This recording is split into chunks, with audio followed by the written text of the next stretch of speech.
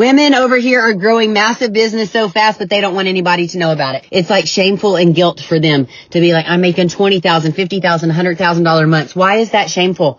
Why are we feeling so guilty about it? But it's real, and I want to talk about it. Top tier clients this week all struggling with the same thing. And that is the fact that owning their success makes them feel so guilty.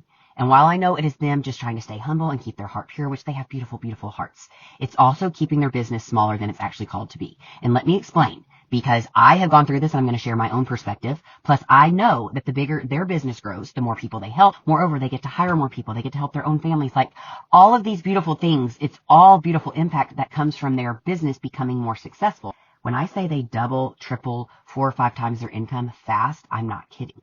And I think that's the part that no one actually prepares you for, because when your income jumps that fast, like fast, it's not just numbers changing. It's literally your identity changing. And a lot of my clients feel this weird guilt come up, almost like, who am I to have all this success? Should I tone it down? Oh my gosh, what are people going to think of me? Are they going to judge me? Should I just like make myself look smaller so I don't make anyone uncomfortable? And I recognize it immediately and call them out lovingly because I lived it. I have told y'all before, when I bought my first Lexus SUV when I was 23 or 24, I've been making over $1 million a year. I would park her as far away as possible, like behind the apartments, behind the warehouse, behind my store type situation.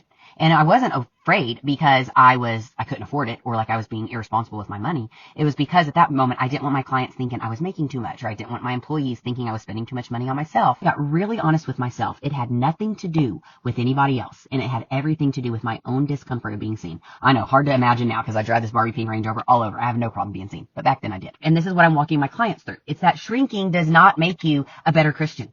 Stewardship is actually the goal. And there's a difference between pride and ownership. And a lot of women confuse the two. And I am quite frankly overseeing women not own the fact that they are successful and that they are growing in their impact, their income, and their money. I want to see more women own what God is doing through them.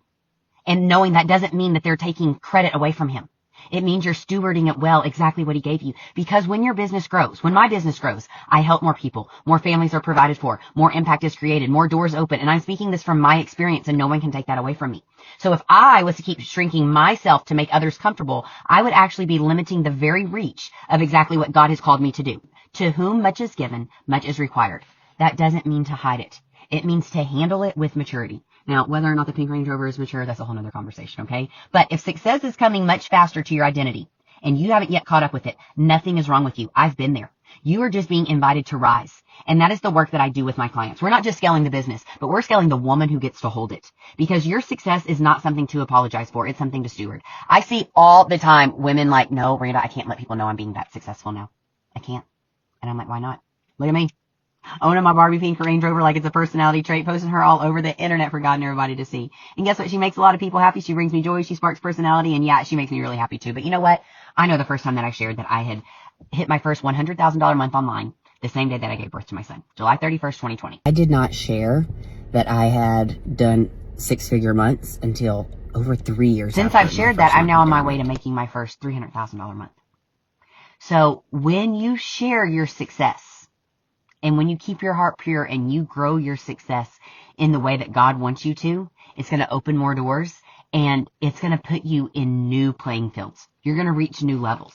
But if you're too scared to own the level of success you have right now, how do we think we're actually going to grow into the identity and the strategy and everything else of the more income that you want?